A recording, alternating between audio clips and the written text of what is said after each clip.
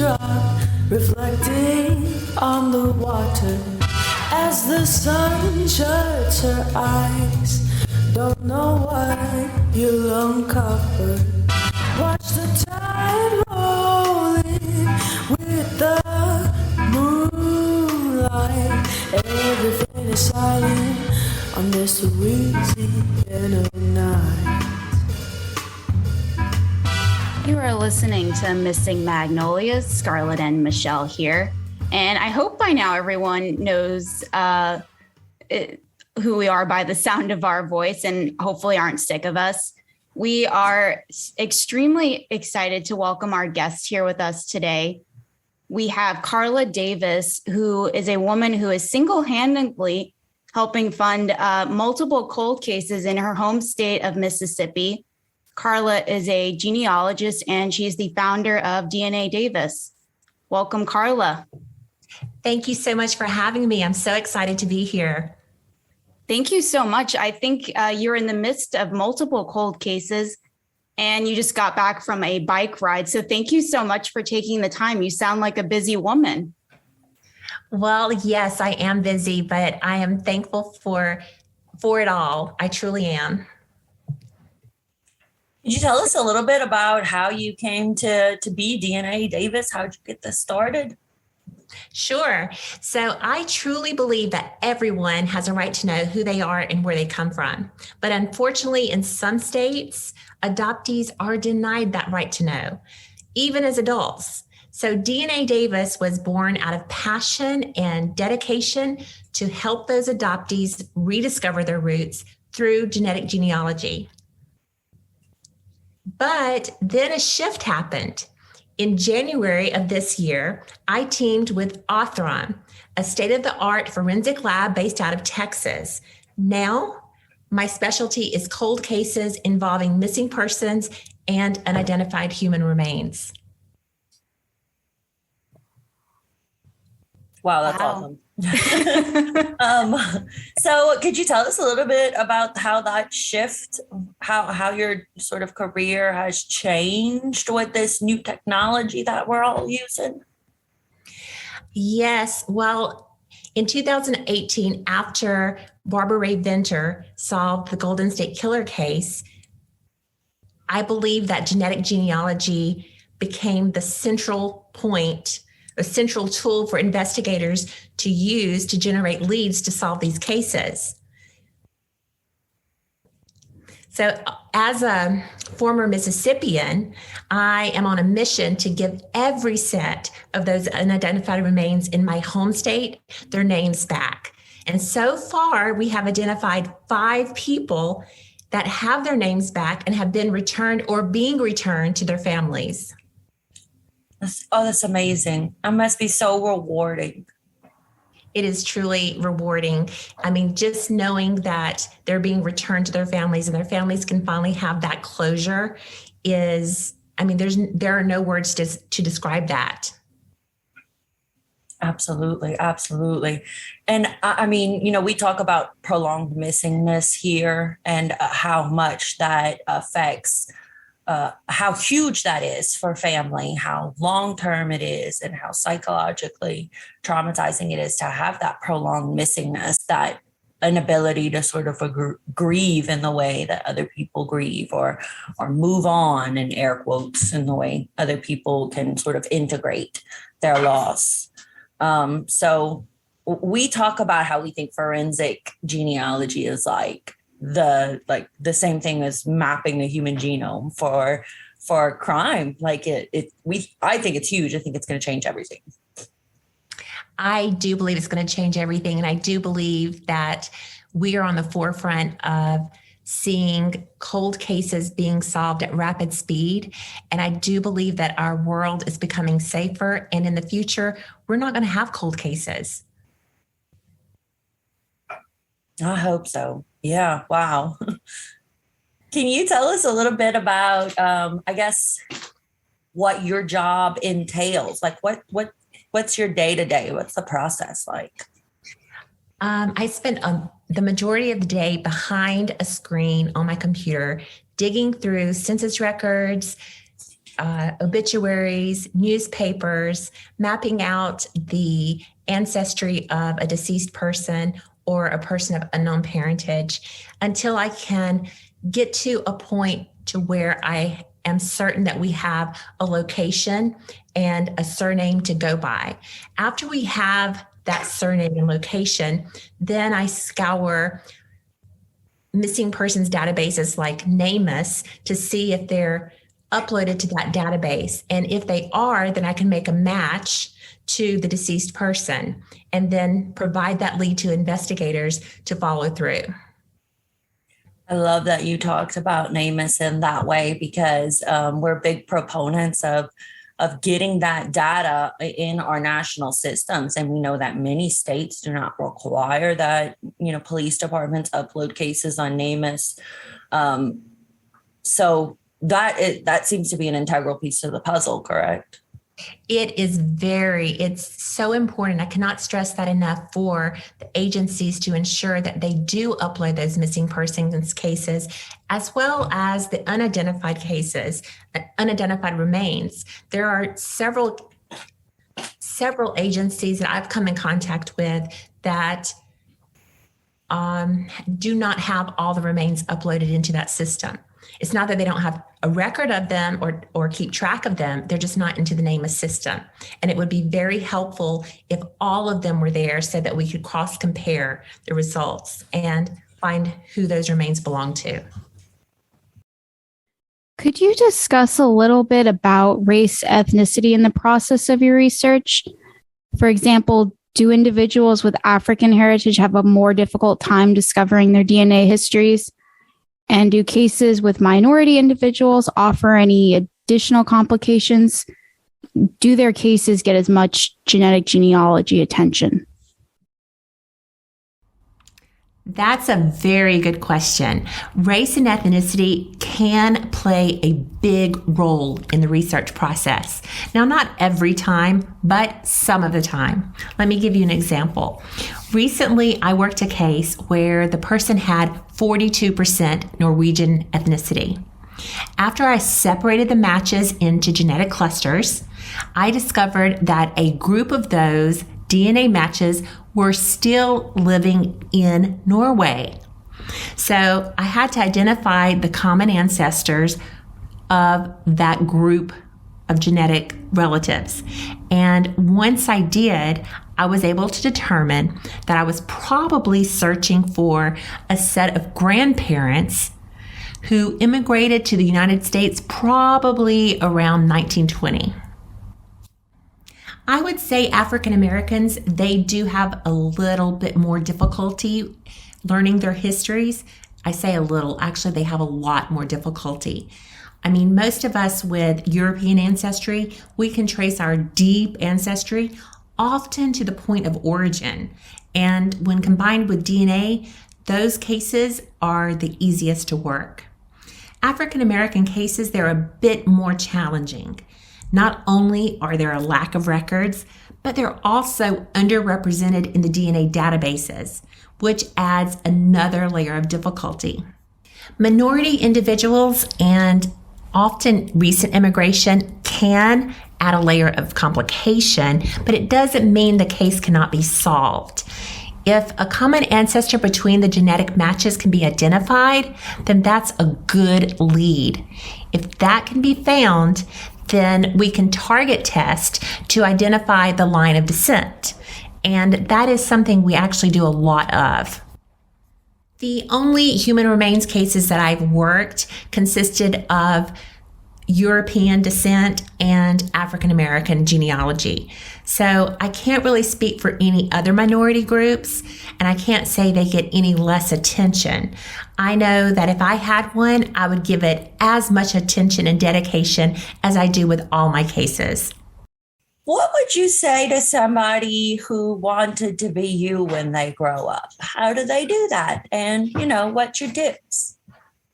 Well, you know what? That is not an easy question to answer. Unfortunately, there's not like a direct path to getting here. One thing that I do see that we have in common is that we each come from an extensive background of unknown parentage experience. So my advice is to get involved with the DNA communities.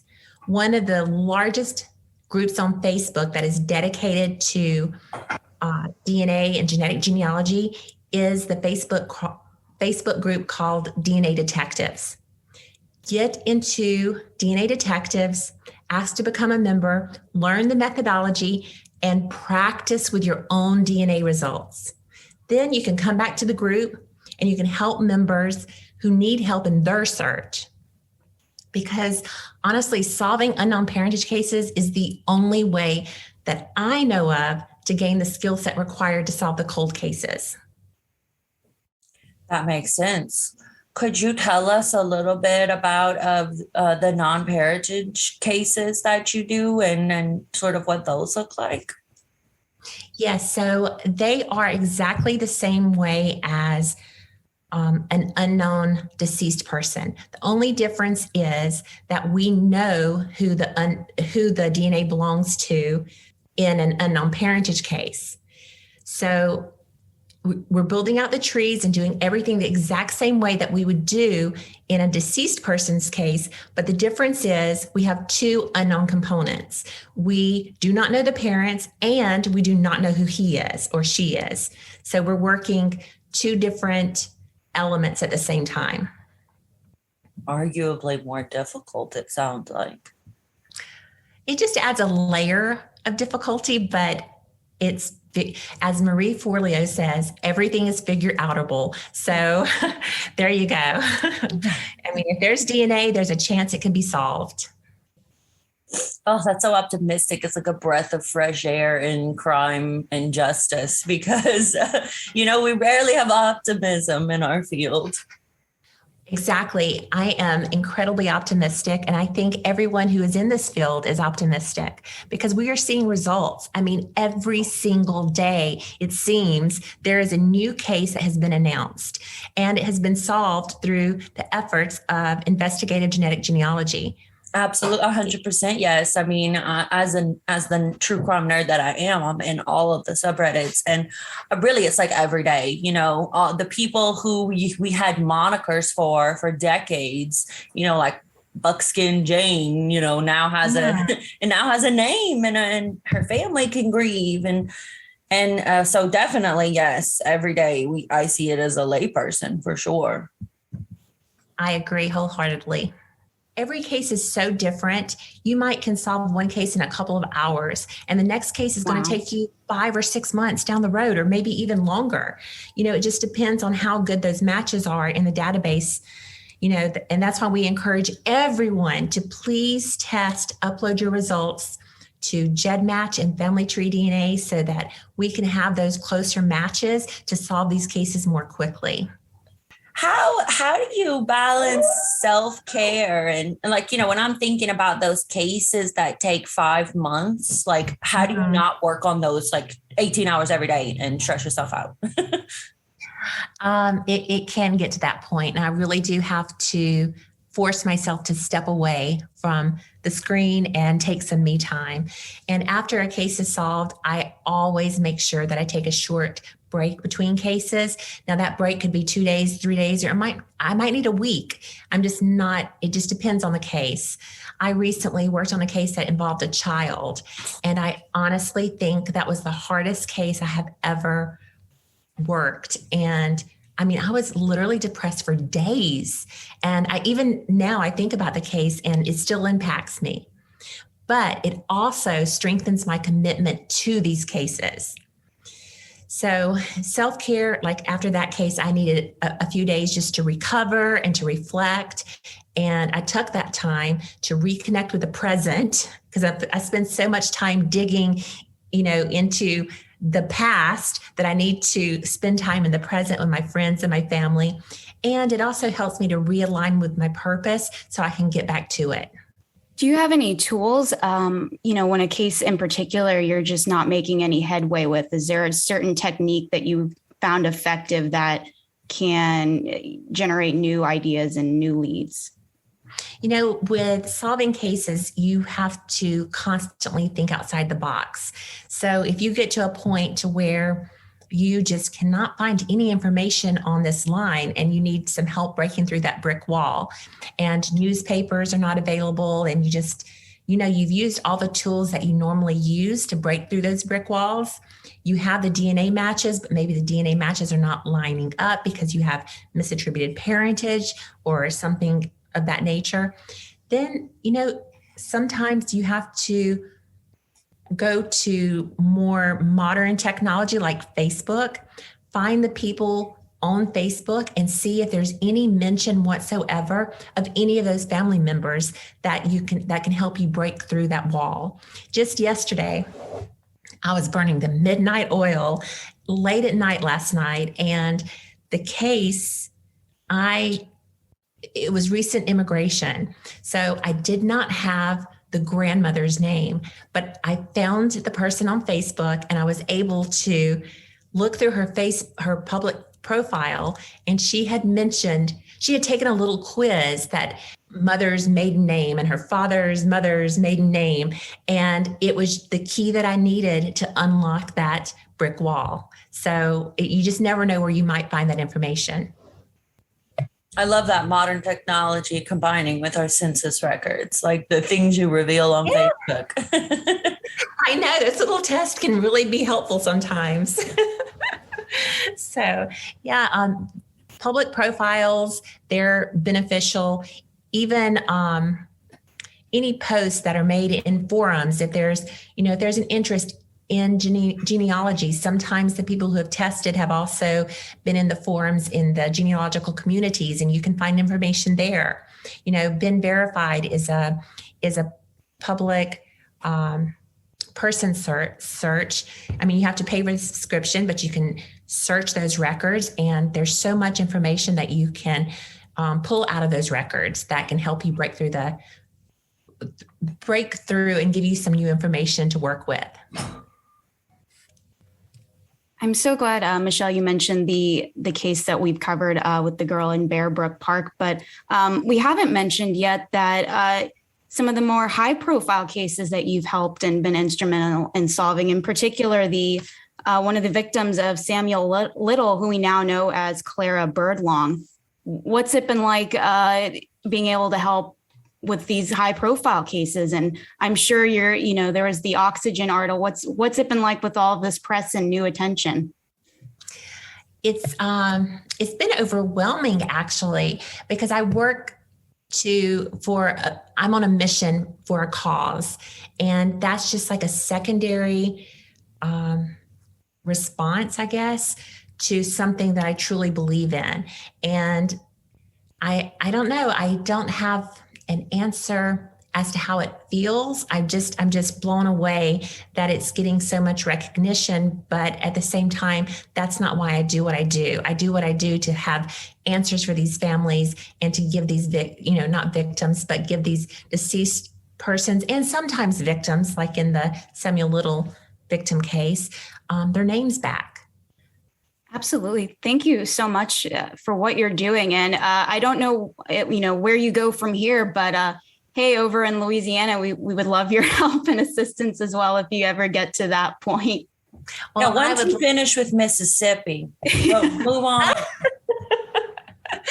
Well, I would love to see all of these cases solved. I'm really focused on my home state, but I am open to all states. And I do hope, every state can benefit from all these people who are dedicated to the cause. Absolutely. And I hope that we see, some programming that can teach people how to, make methodologically sound decisions and stuff like that. So you can get a growing body of researchers, hopefully. Have you heard of the Institute for Investigative Genealogy? No, please tell us. Wait 1 second. Is it investigative genealogy? No, it's genetic genealogy. I'm sorry. Have you heard of the Institute for Genetic Genealogy? because that was co-founded by Cece Moore, and she every year before the pandemic hit, she would do I4GG conferences, and there's a load of information. And if you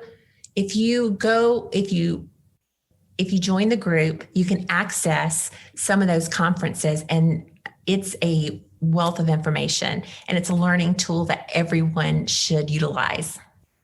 Absolutely. I love that. Definitely getting people together who are doing the work is huge in progress for the field. So I love that that's happening. I do too. I feel like we've asked all our pre-prepared questions, but is there anything that we didn't get to cover that you would like to talk about? The only thing I would like to talk about is just encouraging people who are listening to this podcast to please take a family tree DNA test, or if you've taken a DNA test from another testing company, to please upload those results to Family Tree DNA and to GEDmatch so that we can solve more of these cases more rapidly. Absolutely, yes. And I think some people have some fear. I've heard some people say like, I don't understand what they're going to do with my DNA or stuff like that. But I sort of feel like if my third cousin once removed did something bad, let's catch him, right? I am with you on that. The thing is, there is a fear of I do hear this, but what they see on the screen is exactly what we see. If they cannot get the information from the people that they're seeing, they have to know that we cannot get the information from what we are seeing, because we only see what they see. Well, thank you so much. And, for also everyday people listening, is there a way that they can contribute some monetary help as well with these cases? Where can they go? So they can go to DNA Solves. It's ran by Authoron, and they can contribute to any case that appeals to them. There is also another platform, Justice Drive, where you can also donate to cases. Awesome. I love that. Everyone should consider making a Christmas donation. Yes. Well, all donations are very much appreciated, and it does help these agencies who does not have the funding to solve these cases. It will help them to gain the funds so that these cases can be solved. Because as long as there's DNA, if there is DNA available, it can be sent to a lab like Authoron and tested. And chances are there is going to be a whole genome sequence, a DNA sequencing. And once that is sequenced, it gets uploaded to these sites, and genetic genealogists can come in and work those cases and provide the leads. And these cases can get solved. So yes, please donate, and please consider uploading your DNA to these consumer DNA testing companies. Thank you so much for your time and the work that you do, and just being another one of the many badass women that we get to come across in this process. Well, thank you so much. I am just honored to be here, and I wish you guys so much success with your podcast. I love the name. It's just wonderful.